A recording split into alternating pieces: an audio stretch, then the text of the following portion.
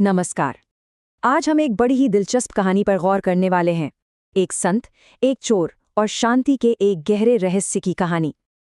सोचिए, अगर किसी की सबसे कीमती चीज चली जाए तो उसे कैसा महसूस करना चाहिए। ये कहानी हमारी सोच को यकीनन चुनौती देगी। जरा सोचिए, जब हमसे हमारी कोई चीज छीन ली जाती है तो मन में सबसे पहले क्या आता है? गुस्सा, है ना? या फिर बहुत दुख होता है, बदला लेने का ख्याल भी आ सकता है। ये सब बहुत ही नॉर्मल रिएक्शंस हैं। पर क्या कोई और रास्ता भी हो सकता है? चलिए, आज इसी सवाल की तह तक चलते हैं। तो हमारी कहानी शुरू होती है भारत की एक टिपिकल खचाखच भरी हुई ट्रेन से, जहां तरह तरह के लोग एक साथ सफर कर रहे हैं। लेकिन ये सिर्फ एक मामूली सफर नहीं है, बल्कि एक ऐसा स्टेज है जहां जिंदगी को देखने का हमारा पूरा नजरिया ही बदलने वाला है। जरा अपने मन में उस संत की एक तस्वीर बनाइए।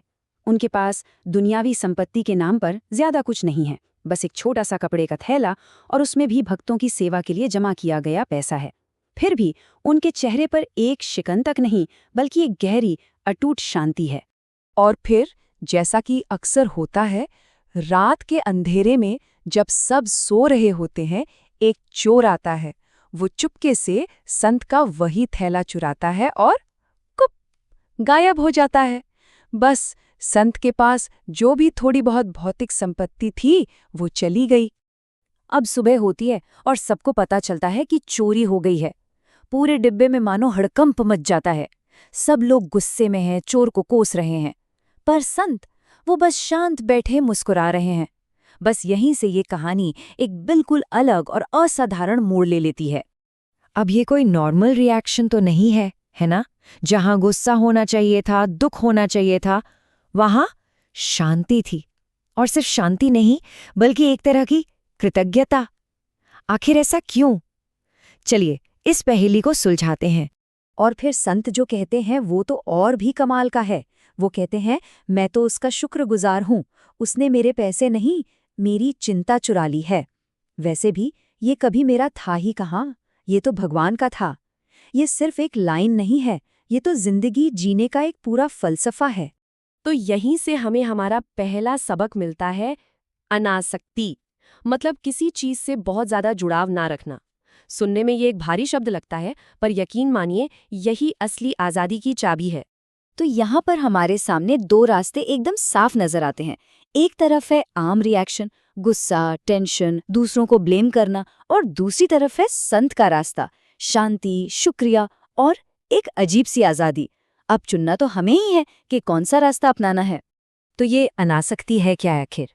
इसका मतलब बस इतना समझना है कि हम किसी चीज के मालिक नहीं हैं, सिर्फ रखवाले हैं, केयरटेकर हैं।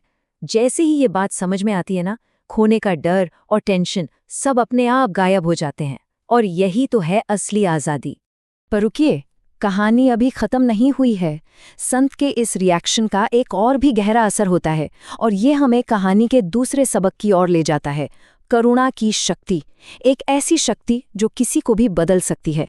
वो जो चोर था, वो कहीं पास में ही छिपकर सब सुन रहा था। उसे लगा था कि उसे गालियां पड़ेंगी, बद्दुआ मिलेगी, पर उसे मिला शुक्रिया। इस बात ने, इस करुणा ने उसके दिल पर सीधा असर किया। वो शर्म से पानी पानी हो गया और कांपते हुए संत के पास थैला लौटाने आ गया। और देखिए, संत ने उसे क्या कहा। डांटा नहीं, बल्कि उसके अंदर के अच्छे इंसान को देखा। उन्होंने कहा, अब तुम और भी योग्य हो गए हो, तुमने अपनी अंतरात्मा को जगा लिया है, और ये सोने से भी ज्यादा कीमती है। देखा कैसे करुणा ने उस चोर को पूरी तरह बदल दिया। तो इस पूरी कहानी से हमें क्या खास बातें सीखने को मिली? चलिए फटाफट देख लेते हैं। पहली बात, चीजों से जुड़ाव कम होगा तो मन में शांति ज्यादा होगी। दूसरी बात, डांट फटकार जहां फेल हो जाती है, वहां प्यार और करुणा काम कर जाती है।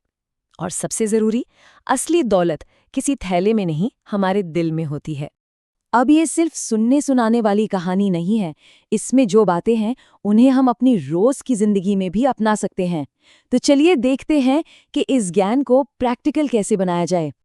तो अगली बार जब भी लाइफ में कुछ ऐसा हो, कोई मुश्किल आए या कोई नुकसान हो, तो ये 3 स्टेप्स आजमा कर देख सकते हैं। पहला, एकदम से रिएक्ट करने के बजाय बस 1 सेकंड के लिए रुकें। दूसरा, सिचुएशन को उस संत की तरह एक नए एंगल से देखने की कोशिश करें। और तीसरा, गुस्से के बजाय प्यार और करुणा का रास्ता चुनें। और आखिर में श्रीमद् भगवतम का ये श्लोक इस पूरी बात का सार बता देता है। ये हमें याद दिलाता है कि जिंदगी में जो भी हो रहा है उसे धीरज के साथ और ईश्वर की कृपा समझकर स्वीकार करने में ही असली शांति और मुक्ति है ना ये सोचने वाली बात।